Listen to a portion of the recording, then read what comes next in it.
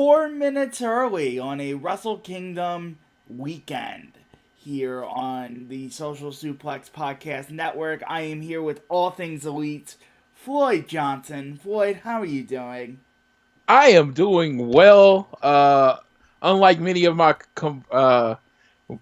counterparts or colleagues, I am.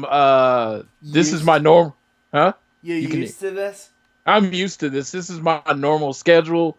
This is like the once or twice a year that working overnights actually Works out. works out because it's usually this time in Dominion. I'm just like everyone's like, oh, I got to stay up late, and I'm like, Bruh. this is 3 o'clock in the morning. Is like 3 o'clock in the afternoon for me. Yeah, it's not that for me. I survived night one with just 2 cups of coffee and lots of decaf iced tea. And didn't think that was enough, so I got 5 energy drinks and only drank 3 of them. Well, I was telling people that uh, failing to prepare is preparing to fail. So to make sure you got a nap and had at least 2 energy drinks ready. Yeah, I got a nap in around. I got my sleep January 4th around 8 to 11, and then I got my nap in from 1 to 3. And then I watched some football. Yeah, I stayed up to watch the Patriots game. Finished that. That Bills game was actually, bizarre. let me tell you, the first game is what I finished because it went into overtime. Yes. And I finished that game. I slept and then woke up to watch the last quarter of the Patriots game. That Bills Texans game was bizarre. It was bizarre because the Bills were comfortable, and then the Texans got up and they had they were on the other 30 with like a minute left, and somehow it still went to overtime. Texans covered to 2.5, so I was very happy. You bet the Texans? I bet the Texans. And what did you bet on the Patriots game? I bet the Patriots. So you still got the Patriots winning. Yeah. But yeah. But the dynasties. Oh no, you didn't, because they weren't able to hold the 1 point lead. They were not. See, the Patriots lost, and that hurt my soul because I bet on the Patriots to win. I just thought Tom Brady in Foxborough was a slam dunk. Yeah. But the Titans for Floyd Johnson here. I was going to say Titans basically just pounded the ball and kept New England off the field. Yep, that's what they did. Picks for tomorrow, real quickly before we go to Wrestle Kingdom. Dalvin Cook is not 100% no matter what they tell you. He's going to be at best 80. He is the vocal point of the Minnesota Vikings offense, so I'm taking New Orleans plus the 8.5. And then the X game is basically a pick 'em because it's it's -1 for Seattle, and I'm going to go ahead and take Seattle because when I don't really know, I just take the best quarterback. I may have to lower the quality of the stream. I don't know how to do that, so people will experience buffering. Okay. YouTube is not receiving enough video to maintain smooth streaming, it says. And I'm like, what the fuck are you expecting here? It's audio. Some people do it with a blank screen. I'm not doing it with a blank screen, at least.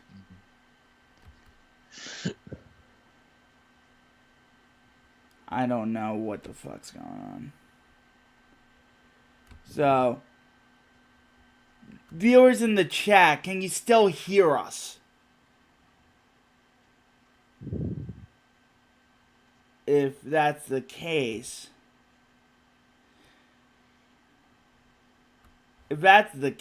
then you'll buffer, but they'll still hear us. I'm recording this anyway, so Okay. we'll continue.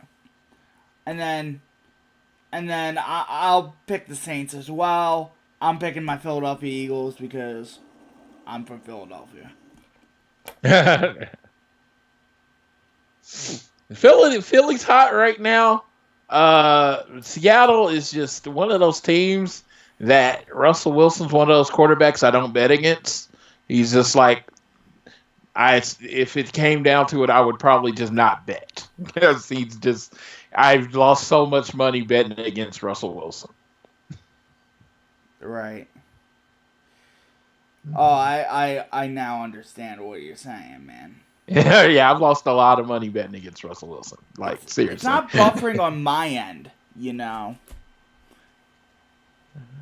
You know, there's like a little player on my end, and it's not buffering, so I don't know what the fuck's going on. And it looks like it's not buffering. I'll look at my phone. Technical difficulties here. It's Russell Wilson. Like, seriously. It's not buffering on my end. It's not buffering. It's not buffering, so I'll keep an eye on it. I'll keep an eye on it because yeah. I'll keep an eye on it, so you don't bet against Russell Wilson. I do not. I would do not. If I thought Seattle was going to lose like all the way, I would just probably abstain from betting because he has killed me so much. How about Penn State basketball? My friend Beast Mike is an alumnus of Penn State, recent alumnus. They beat Iowa yesterday. The Nittany Lions, they beat Iowa? Yeah. Is Iowa good? Iowa's pretty good this year. They're 22nd in the country, and Penn State's 19th. I am, as I've stated on here, a Florida State fan, and we beat Louisville yesterday. Yeah, that was pretty good. Let's get to the wrestling. Because let's get to the wrestling. I got the results in front of me. I'm ready to talk. I have the results right on the screen as well. I'm going to get the Grapple consensus on my phone as well to I have the Wikipedia consensus, which has the times and the who defeated who, but for the consensus, holy crap, Okada Naito's average rating, woof. What's it, 5? 4.90. Yeah, I mean, 144 ratings thus far. Their servers have been doing good for night 2. Yeah, I had 2 5s this week, so I'm ready to definitely talk about both of those. All right. I had 3 5s. And most people did. So, we have Wrestle Kingdom. First, we had a dark match. Mayu Iwatani and Arisa Hoshiki versus Hana Kimura and Julia, with Jungle Kiona and Konami ringside. Yeah, I mean, they didn't show it, so all I see is the result. Yes, but I saw some photos. From what I heard from the live reaction, they did get a nice reaction. Looks like they gave him some time. This time it's supposedly 9:04. Longer than the 2 pre-show matches. Longer than 3 of the show matches on the main show. So they gave the Stardom girls a lot of time. Yeah, I found out they weren't legally allowed to show the match on the stream on NGP. Right, because of TV contracts. Yeah, and it sucked because I was really looking forward to that match. I've never seen a Stardom match. I guess I'm going to have to use someone's Stardom login to check out one. Yes. Then we had the pre-show proper. We had Toa Henare, Carl Fredericks, Clark Connors, and Alex Coughlin, the LA Dojo Boys, versus Great Bash Hero of Togi Makabe, Tomoaki Honma, Yota Tsuji, and Yuri Uemura. God, don't let Vince McMahon see Yota Tsuji. He's a hoss, isn't he? He is a hoss, man. That was my first thought. And then my second thought was Carl Fredericks is a boss. Yeah, Carl Fredericks is. I saw Voices of Wrestling tweeted out he'll be main eventing the Tokyo Dome in 5 years. He told they said to pin the tweet.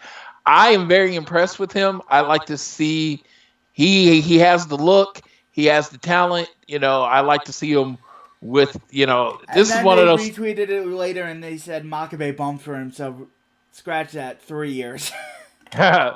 It's just one of those. He's one of those people you look at, and he looks like he has everything, but the New Japan process is so long. Dude hasn't, really went to excursion and got his character yet. So I'm waiting to see what he. We don't yeah, know. We're waiting to see what he's going to be. Like they're doing things with him that other young lions don't get. Yes, absolutely. Especially in the World Tag League. And that's your first sign that they believe in you is when they let you do more as a young boy. Yes, so the LA Dojo Boys and Hanare. Hanare got the pin on. Was it Yamura? Yeah, Tsuji. He pinned Tsuji, actually. He pinned Tsuji in 7:36. With the Toa bottom. I was going to give Toa some very much props. That dude's been in the gym. He is looking amazing. He might actually start getting a little few more wins this year. Yeah, he might get some more wins this year, and it's good for him. Good for him. I gave this match a flat 3 stars. Yeah, I mean, it's what you get when you get the young boys, 3 stars, definitely. Unfortunately, we get the old guys. Tenkoji of Hiroyoshi Tenzan and Satoshi Kojima defeating Yuji Nagata and Manabu Nakanishi. And God, Manabu Nakanishi tried, but he couldn't move. Yeah, I mean, it's one of those things. This is something that happens in New Japan that doesn't happen in other companies, really, because, as far as other major companies, most of these people would not be wrestling on TV. But, he did what he could. It was a good pre-show match. Yeah, I gave it 2 stars. I think I gave it 2.25 or 2.5. 2.5 is like my mid of mid. Yeah, that's everyone's mid of mid. Yeah, so 2.5. That's what I stick with. And then we had the first of 2 Jushin Liger retirement matches. Naoki Sano, Shinjiro Otani, Tetsuhito Takeyawa, and Raisuke Taguchi with Kuniaki Kobayashi defeating Jushin Thunder Liger, Tatsumi Fujinami, The Great Sasuke, Tiger Mask with El Samurai Norio Hanaga as referee. Yeah. This was a blast. It was really fun. Now, I can say I am not a student of Japanese wrestling, so I knew a lot of these names, but I had never seen them work. But what they were able to do at the age they were, it was pretty freaking remarkable. Naoki Sano. Let's give props to Naoki Sano, man. So I definitely enjoyed this. Especially on night 2. We'll get to it in night 2 when Naoki Sano really showed up. Great Sasuke is a lunatic. Taking that apron bump. Yes. Like flopping in like at Weekend and Bernie's. Yeah, and Taguchi getting the win.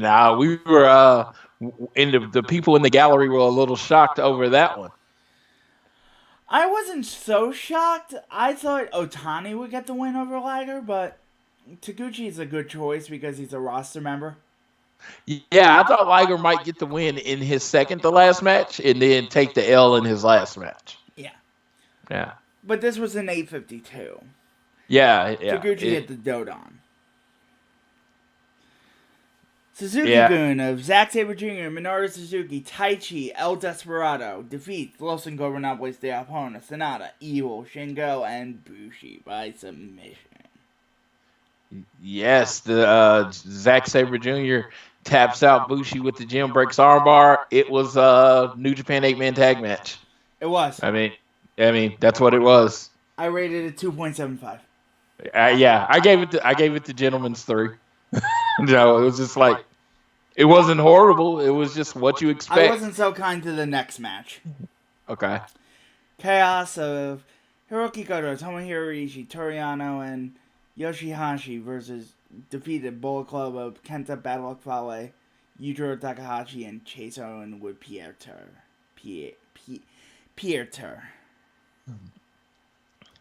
So yeah, again, average, boring. I gave it 2.5. I gave it I mean, 2.5 too. It was like you just gotta. It was one of those ones you just had to get through. It's like, okay, let's get through this and let's get to the real wrestling. And the grapple consensus on it was 2.68 on that with 425 ratings, and 2.35 with 406 ratings. So we're right on the money here. Then we have Gorillas of Destiny versus Finjuice. I really enjoyed this match. I did. The tag team division. A flat 4. You gave it a flat 4. I went 3.75. I thought this was a really good tag match, and the title change is needed because very ironic to say that the tag team division in New Japan lacks juice. Yeah. Yeah. So with that, Juice and David Finlay being the champions, you give a hot babyface tag team to carry the belts. And of course, GOD are going to always chase them. So hopefully we can maybe get some other tag teams in there and change the tag team division for the better. Yeah. Hopefully they book the tag team division better in 2020. But probably not. It's not a focal point. That is not their bread and butter. That is not what they think is drawing money. Yeah. And you think Gato would stress tag team wrestling since he's a territory guy, since he loves territory wrestling, but he's not. Average, I'm way above the mark on this, 3.17 with 487 ratings on Grapple. Yeah, I was above too, but I definitely love that 3 points. I thought it was really good. And then Lance Archer, Jon Moxley. Holy fuck, they killed each other. Oh, yes. Now, to me, this is when the show, I know the tag team match was good. This is when the show started. And Lance Archer with his murder hawk and Moxley is the coolest man on the planet. They looked at each other and they said, we're going to hurt each other and we're just going to be okay with it. Everything, the chairs from the very beginning. He hit the what's Lance Archer's finisher called, where he goes over the head? EBD claw. Not the EBD claw. It was the one he used before that. I hate when my brain goes blank like this. But he did that slam on top of chairs. Oh, right. I can look it up. Yeah, his old finisher. He did that on top of the chairs, and Moxley barely. Wikipedia doesn't have the moves thing anymore. Fuck. It does not. And I can't remember what it was called, but he did that, and I was like, oh my god! I thought he was actually going to get the win, but Moxley, like I said, coolest person on the planet. Everything he does looks legit. He did that He did the paradigm shift or the Death Rider, depending on what organization you're in. And he did it off the apron through the table. I was like, oh, this match is over. And that's how it ended. It was amazing. Yeah, it was pretty amazing. Yeah, and the best thing about this, and I did not mean to cut you off, I apologize. The best thing about this match is that it only went 14 and a half minutes. I think when you go all out brawl matches, that's about as long as it should go. Yeah. And I thought this match was perfectly timed and ended with a definitive winner. I went 4.5 on Grapple. I should adjust it to 4.25. That's what I went on my spreadsheet. So I went to people might get tired of us agreeing, but I went 4.25 on this match. Yep. And then we have Will Ospreay versus Hiromu Takahashi. Oh my God. Good lord. Good fucking lord. This Yes, match. they had this one transition where Will Ospreay got him on the outside of the ring, and then he did a tope and landed on his feet because he missed. Then Hiromu tried to throw him back in the ring, and then he landed on his feet again, and then came back with a Sasuke special.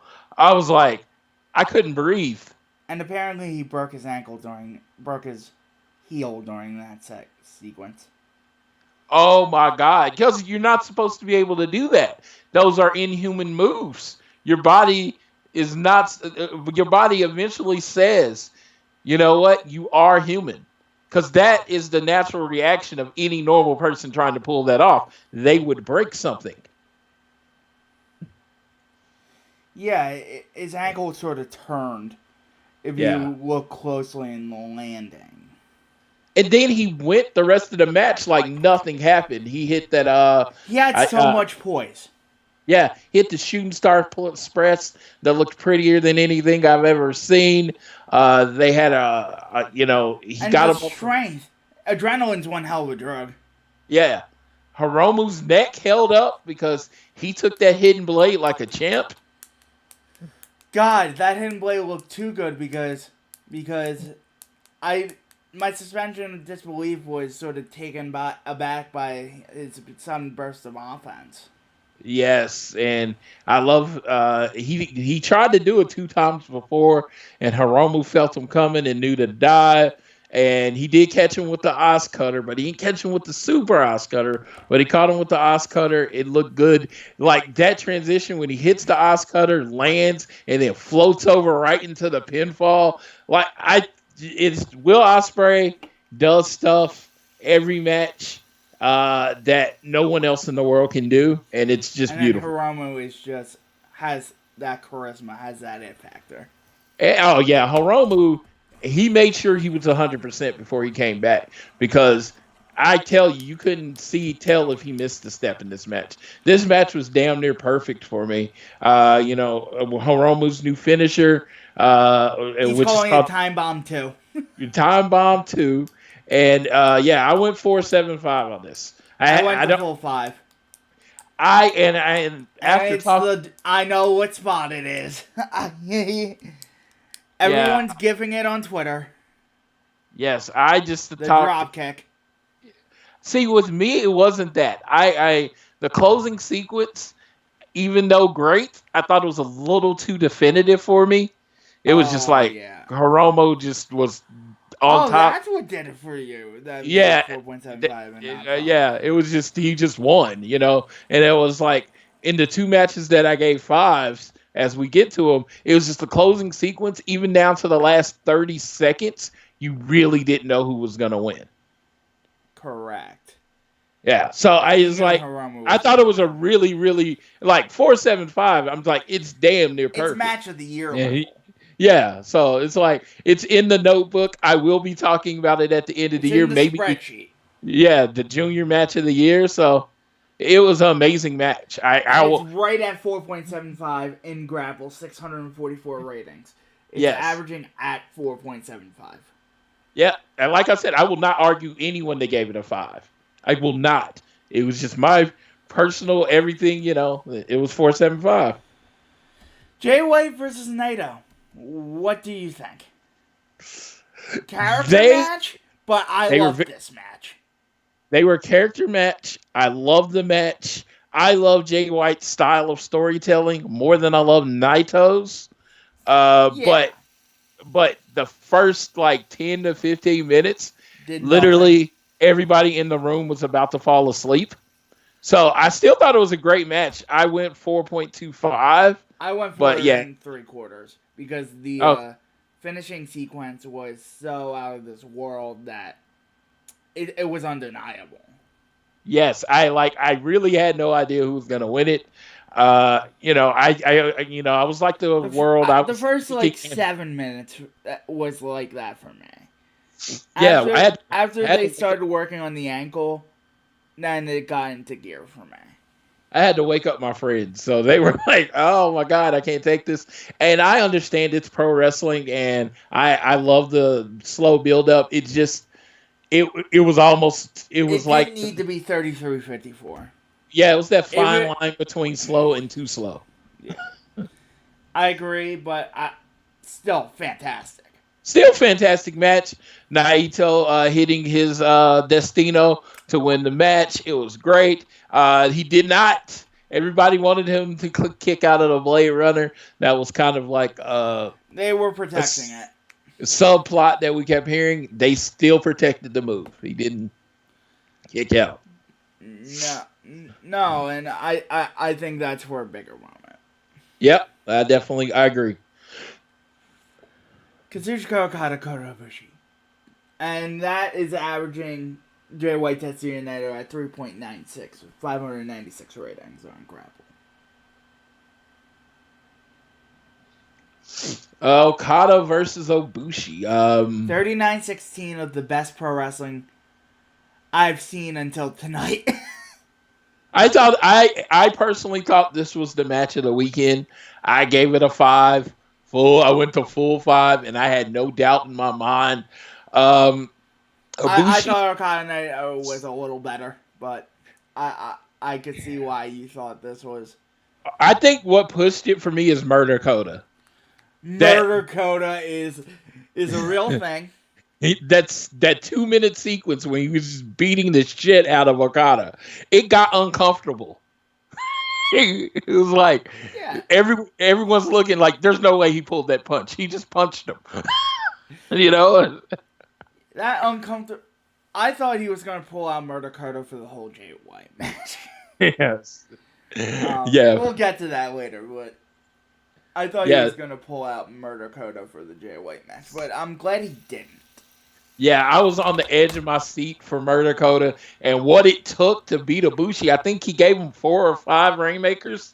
It was it was ridiculous. 2 tombstones. 2 3 tombstones. 1 on the apron, too. Yeah.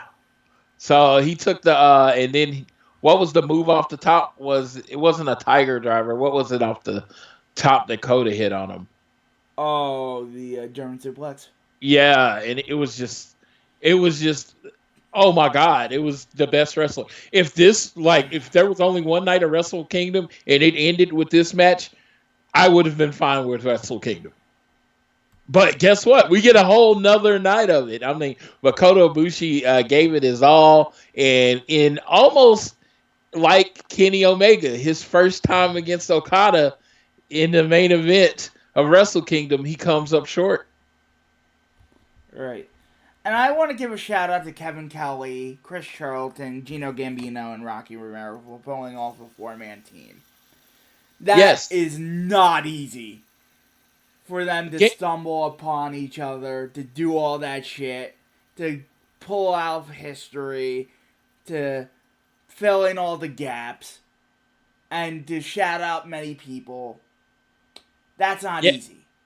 Yeah, they shouted out a lot of people we are familiar with on wrestling Twitter.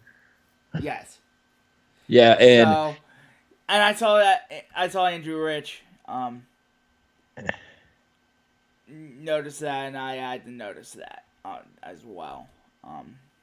There was a part where Coda just kicks, gives Okada a kick to the head, and Gambino sold it like it was the worst thing ever. And it was just like, I love when announcers mark out for moves. I just love it. Yeah, it sells the suspension of disbelief. Yes. So we go to night 2, but did you think night 1 was better than night 2? Night 1 had peaks. It had a higher peak, and it just had the benefit of my 365 days of anticipation. Night 2, I had already seen a night of great wrestling. So it was like I was excited for the next night, but I'd already seen a night of great wrestling. It didn't have the benefit of my anticipation. Right. So and also, I don't know. I thought night 2 was more consistent. Yeah, and the last 4 matches of night 1 were all like 4 stars and all classics. I Last wouldn't say five for that. me. Last five for me. Yeah, I wouldn't say that same thing. I don't It feel was the like. last two. Yeah, it was the last two. It did not finish as strong. Right. But night two, nonetheless, we go to the gauntlet match for the never openweight champion, 6-man tag team championship. Los Ingobernables de Japón, Evil, Shingo, and Bushi defeat most violent players, Togi Makabe and Toriano and Rensuke Taguchi. Chaos of Tomohiro Ishii, Yoshihashi, and Robbie Eagles. Suzuki-gun of Taichi, El Desperado, and Yoshinobu Kanemaru, and Bullet Club of Bad Luck Fale, Yujiro Takahashi, and Chase Owens.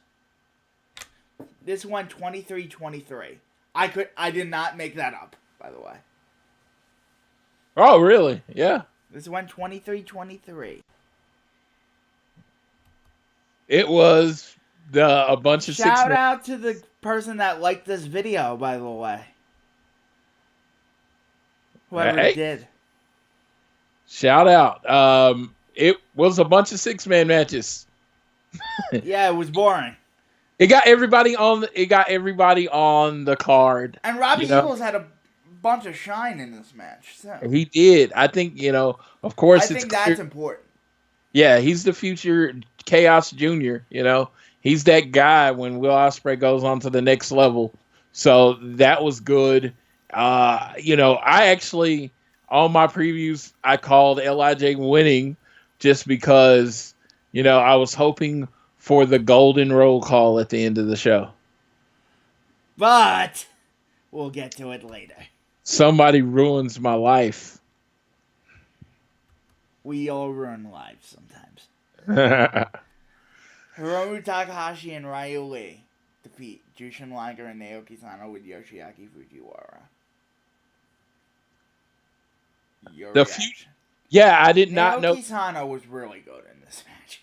He really was. He hit a double drop kick. I did not know this Fujiwara was the Fujiwara armbar, so that was a nice piece of information. Yes, I knew that going in, so that was a nice touch.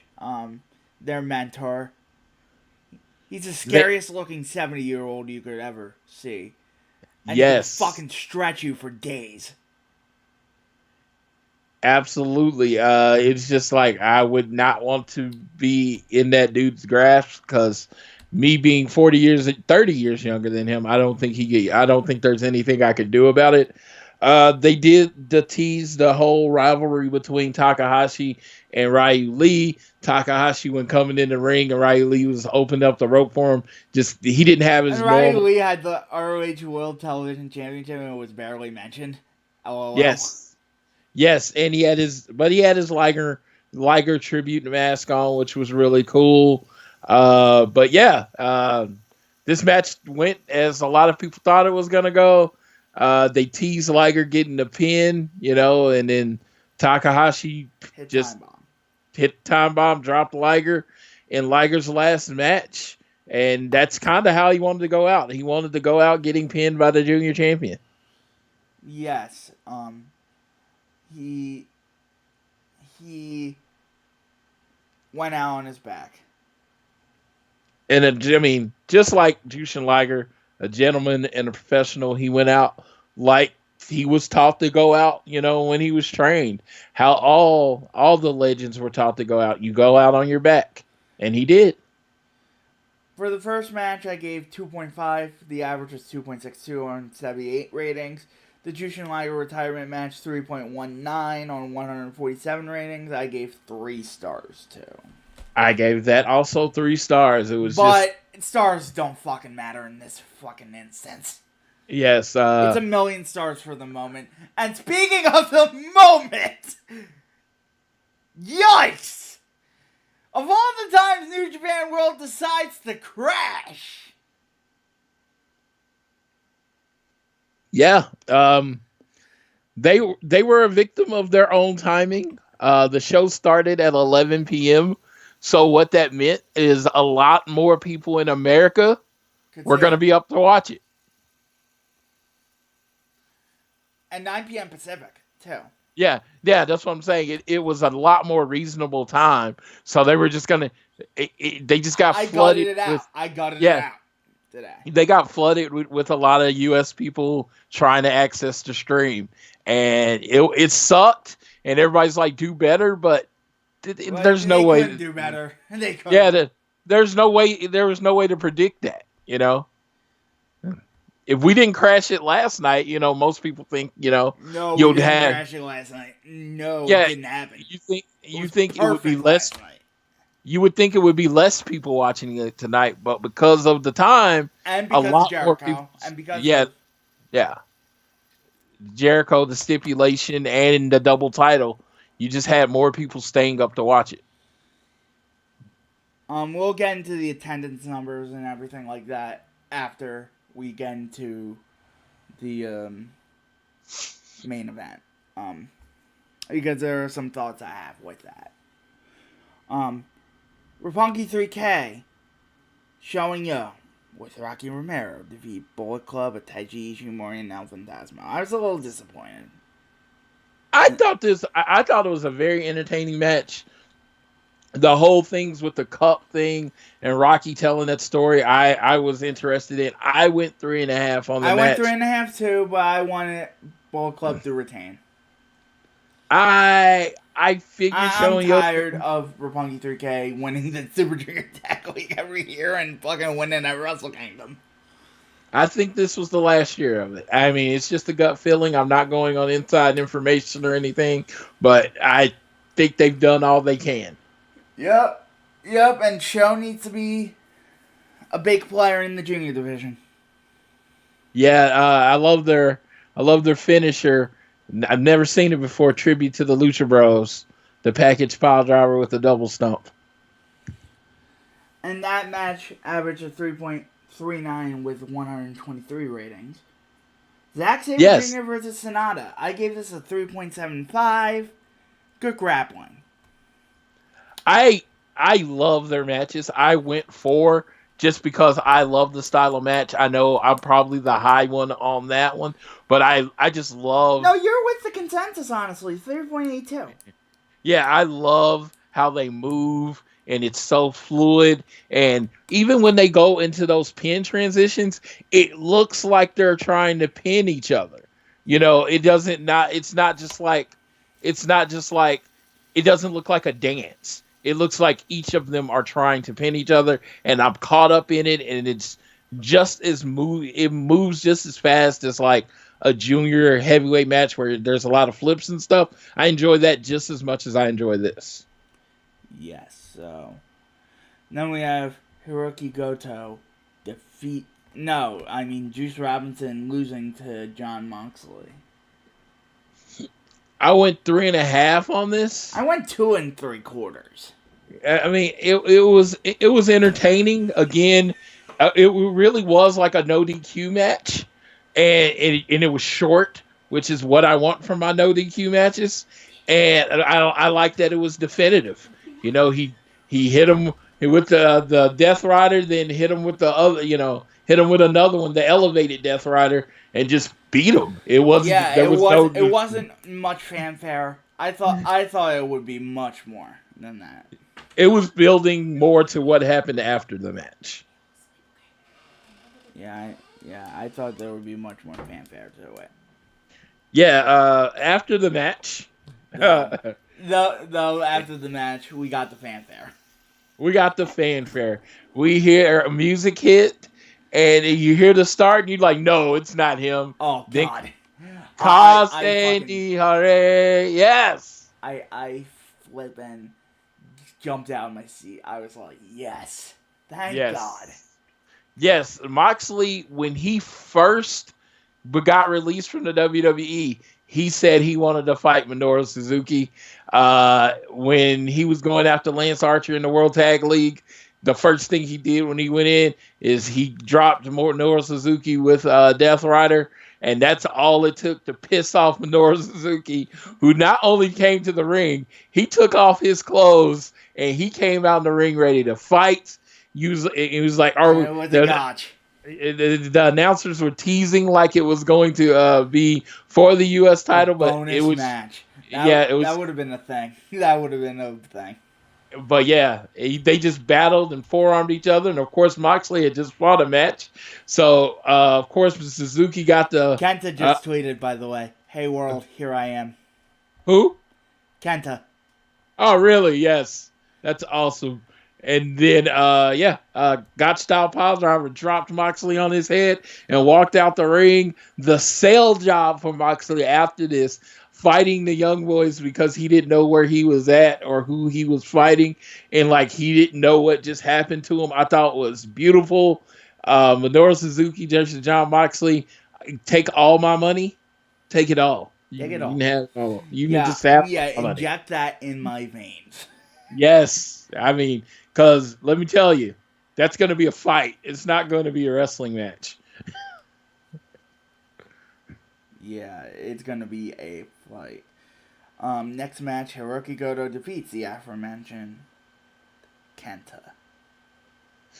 Yeah, he beat Kenta. I was hoping Kenta won. I'm not a Bullet Club boy, but I am Bullet Club adjacent. I do root for a lot of people in the Bullet Club, and Hiroki Goto is Hiroki Goto. He's like the most consistent. He's Dolph Ziggler of New Japan Pro Wrestling. He's consistent, and he's the 100-time never open champion or whatever. And he'll probably fight with Tomohiro Ishii. No, I'm just kidding. It's just he's always there. So know what? It will be a good title reign. He beat him with the Goto GTR. will bring it. Yeah, he will. Because whenever he has that title, he always brings it. He always brings it. But what did I go on that one? I think I went 3 1/4 on it. I went 3 3/4 on it. 3 3/4, yeah. 3.88 is the consensus on Grapple. It was a very, very physical, strong style match. And then Jay White, Kota Ibushi. I did not connect with this match at all. I am a Jay White fan. I don't like when Jay White fights Naito because they do a lot of the similar stuff and it really slows the match down. But when he's in somewhere with like Kota, Okada, Tanahashi, people that want to just fight, his stall tactics tell a story to me. This one I thought was a good match. I would not call it a great match. I think I went 3.75 on it, and I loved all the outside interference. You know, Kota being taken advantage of. You know, I loved it. I thought it told the perfect story. Jay White is the perfect piece of shit heel, and that's what he did that to a perfection tonight. Yeah, and I still went 3.5 on it. It's not like I totally detested the thing. It's still very good in my eyes. No, and I just checked my rating. I actually did go 4 on it. I went 4 on it. 3.66 was the consensus there. Yeah. Chris Jericho versus Hiroshi Tanahashi. So, to a person that hosts an AEW podcast, this was my most anticipated match of the week. Yes.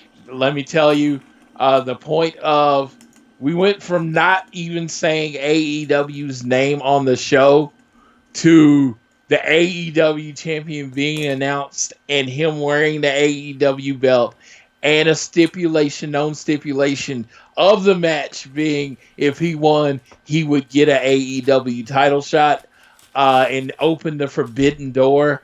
The fact that AEW was mentioned so much on Wrestle Kingdom meant everything to me. Like, it was brilliant. It was brilliant marketing. And it's clear that it seems like it's clear that something's going on. It something has been agreed upon because it was just too fishy. Yeah, it was just too upfront about AEW. It was like something they hadn't mentioned for a year. They probably mentioned 20 times during this match. Jericho crushes the heart and soul of all AEW fans everywhere by tapping out Tanahashi with the Lion Tamer. It was not the Walls of Jericho. It was the Lion Tamer. Yeah, it was a very good match. 2 veterans going in there and putting on a clinic. And I still hold best frog splash to me in history. I mean, I love the Eddie's, but Tanahashi's is a weapon. It is a it is an Yeah, it's aerial violent. assault. Tanahashi's is violent. Eddie's was beautiful. Tanahashi's is violent. Yes, when he hits you with that move, I don't expect you to get up. And the fact that he'll hit you out of every position, you'll be on your back and he'll hit you with it. It's great. And his dragon screw is a thing of beauty. I thought this match was the perfect match of how these two had to work against each other. Yes. I Yeah. thought this was a brilliant match. 4.25 for me. I went 4.25 also, so we were in line on that This one. is fucking funny. Yes. It was in line. It was like we were, we were watching the same match. It was great. But then Chris Jericho got the submission, and he won pretty definitively. Yeah. You don't get too much more definitive than a tap out. So. And tapping out Hiroshi fucking Tanahashi in Tokyo Yeah. Dome. Yes. In his fucking belt ring. Yes. I'm hoping Tanahashi comes and looks for revenge. Yeah, so the consensus rating on Grapple was 4.14. So yeah, we were right in line with what's there. The Grapple rating has gone up in the Tetsuya Naito defeating Kazuchika Okada. I went to full 5. I went to full 5. It was sometimes in wrestling, doing what is expected is the right thing to do. Yes. And this was the emotional moment. There was a couple times where he hit that Rainmaker, and I literally thought Okada was going to win, and my heart dropped. That 2.999 count. Yes. That fucking scared me. Yes, my heart dropped. My heart almost broke for Naito, and the match wasn't even over yet. I was completely emotionally taken by this match. And that's why I like this match more than Ibushi. I wasn't emotionally invested in Ibushi. I was more emotionally invested in Naito. And I'm not the biggest Naito stan either. Yes. He hit that there's something about Naito that gets you invested in him. Yeah, he hit the running Destino, and then, he was going for the full one, and he almost reversed it into the tombstone. Then he dropped him with the Gloria, and I was just like, dude. It was just perfectly storytelling. Then he finally hit the Stardust Press. He finally hit it. That was poetic. That was poetic. And then he hits the Destino. 1, 2, 3 in the middle of the ring. It was beautiful. And then that moment when he's on the mic and he says, "I want to do this again," and Okada gives him the fist, like the Destino fist, to say, "Yeah, we can definitely do this again." It was perfect storytelling. Man, God, I'm like, it literally, like, I'm so amped still. Like, this happened, we're almost at an hour and a half ago, 2 hours ago. I am still amped up like the match. Yeah, I am so amped. Just like, this was perfect storytelling. It was like, this is when great performance and perfect storytelling need to get, it is like, I don't know. It's New Japan is the best in-ring product in the world, and because that's what they care about. Their focus is putting on great matches, and they put on their best matches at their biggest show. And I don't know if the Japanese style of storytelling would work in America, but I love that I get to watch it a few times a year. I love it. Yes, it was. But it's not Japanese style storytelling. It's not.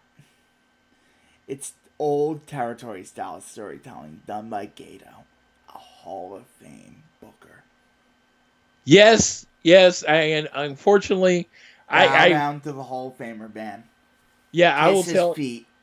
Yes, I will tell everybody that Attitude Era ruined American wrestling. Even though I loved the Attitude Era while I was in it. Attitude Era did ruin American wrestling. Because people, when they watch it, they don't know the patience of a 35-minute wrestling match anymore between two people.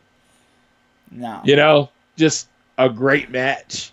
The story that it told, the triumph, the exhaustion, the pain, how he was Russo working. fucked it up. Okada Russo. went just, he was a competitor and he went after that knee hard and he put him through that table. And, you know, a lot of people would call that heel, but it wasn't heel. He was just trying to win. Being a dick. You know? Yeah. He's just being a dick. Yeah. And it was just like Okada went to a dark place and Naito overcame it. And that's wrestling. Yup. And Naito. Oh my God. Yeah. Yes. And so Naito gets the win, gets presented the double belts, right? Yeah, gets presented. Then he does a little speech. He does a little speech, says, you know, how happy he is. He's like, this is really good. And he says, are you ready for the roll call? And he says all the LIJ members' names. And then Gato has the balls. Yes, the moment people have been building for 3 years is ruined by who? The most hated man in Japanese wrestling, Kenta. Brilliant. And he was a all caps heel. Now, let me tell you, as far as a storyline, I loved it. They just booked another money match. They just booked Wrestle Kingdom 15. They just sold out another dome. That's what they did in this angle. But I will say this. This is the reason Floyd, the little 8-year-old Floyd that used to watch wrestling, hates face factions. Where the hell was his boys?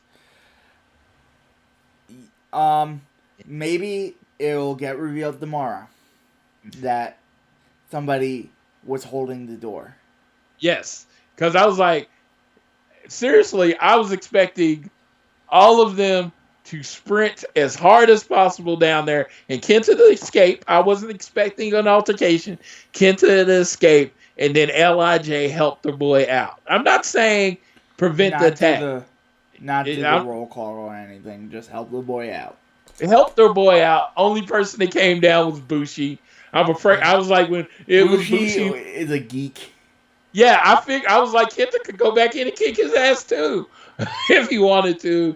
No, but it was just one of those. It was one of those minor things that I was like, I understand why it's done because it's great storytelling and it, you know, makes your face strong or whatever. But it's just one of those things that made me always hate face factions because if Jay White had gotten jumped, all 17 members of the Bullet Club would have been down there defending him. But when the face gets jumped, his guys seem to be conveniently not watching the monitor. Yeah. But it was brilliant. Right? And let me tell you, brilliant. They booked the angle for Wrestle Kingdom 15. And we're on January 5th. Yeah, they could. Did you find it interesting that they didn't announce what they're doing for the Dome next year? From what I understand, they said they had some surprises. The NJP Global said, you know what, we just didn't want to tell you everything, so they're going to roll it out slowly. I think we're going to get more G1 shows in America this year, though. I think so. I hope one comes to Philadelphia. You know what? I've never been to Philadelphia, but if one comes to Philadelphia, I might have to make that trip. I am from Philadelphia, so I live in Philadelphia. I live in a suburb called Bryn Mawr, so we would have to meet up. Yes, because I went to the G1 in Dallas, and that was one of the best experiences ever. Pure like Japanese wrestling in America. It was just really cool. So I imagine. Well, hold on. They're not on Access anymore, so they might not do Dallas again. But wherever they do, I will show up. I would love for them to go to Chicago because, you know. Tampa. They're not doing Tampa. Yeah. God. Yeah. What venue would they run? Yeah, they're doing one of the New Beginning shows or the New Japan America. They're doing one of those shows in Tampa. So Mr. Donovan will get to go see that, Mr. Don. Oh, they're doing it at the Coliseum in St. Petersburg. which is awesome.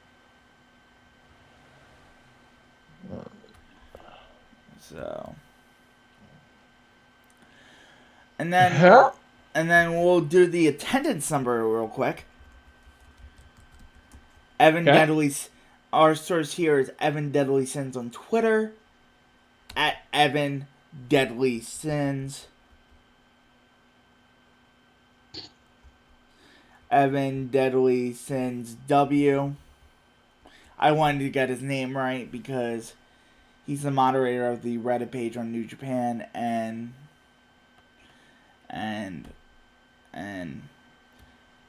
has the attendance number. So day 1, they broke the 40,000 threshold. 40,008. Day 2, 30,063. Total 70,071.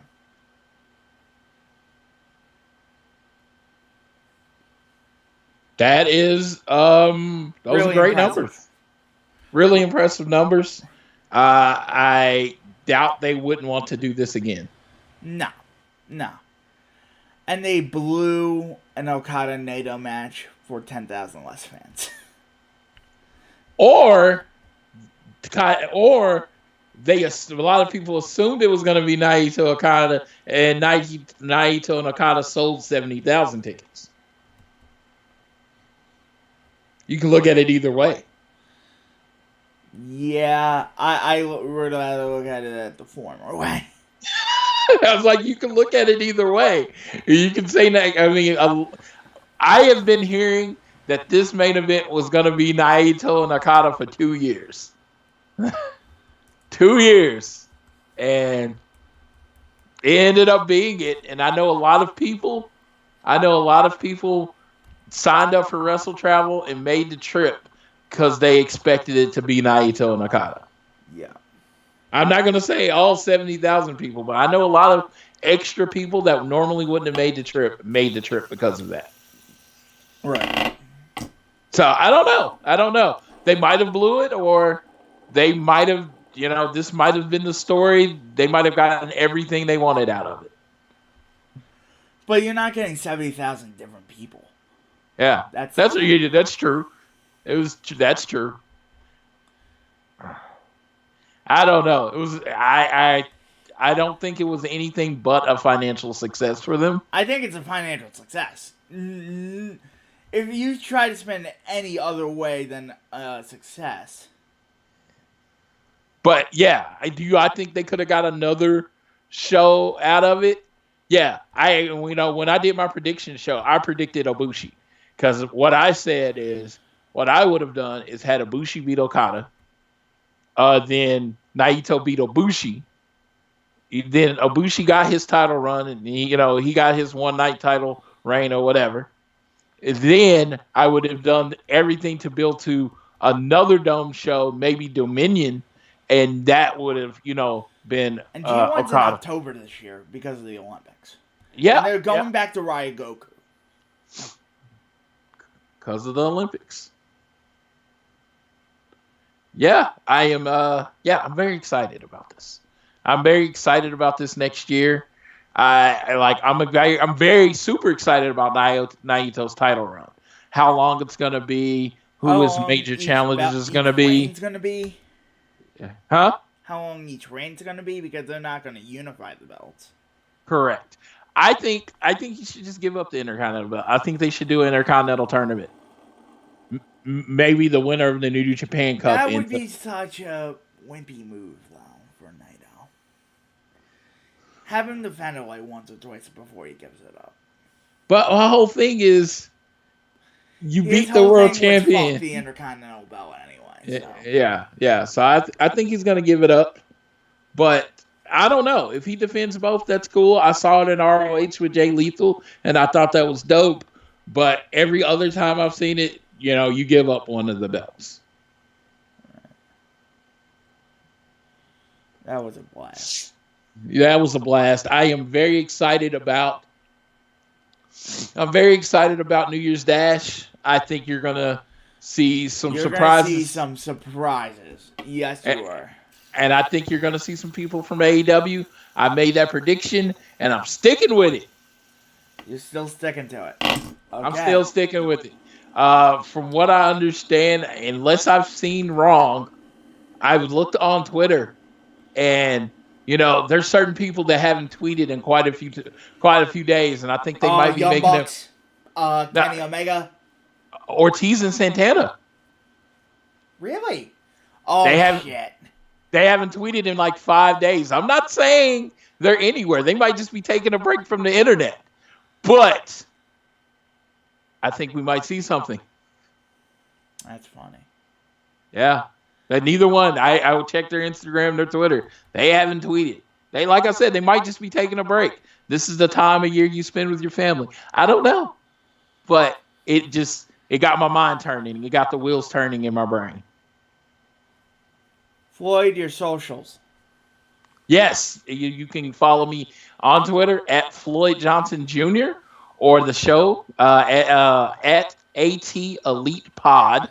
Me, Tiffany, and Amy record our show every Saturday. We alternate between Tiffany and Amy. This week we had Jeremy on doing an AEW theme review preview of New Japan Wrestle Kingdom. So I know you've already seen the show, but still check it out.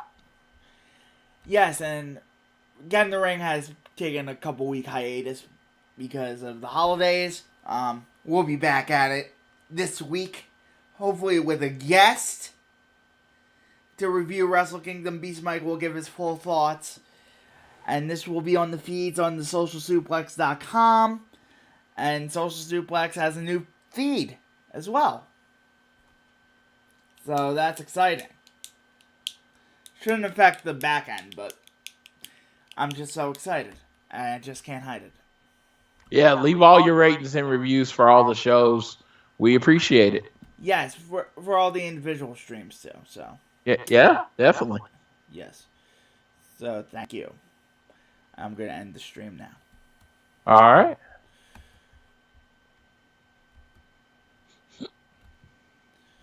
We had 4 playbacks, 3 peak concurrents, 1 new subscriber. That's cool. It was on my Hey. Press Slam. I'm gonna stop.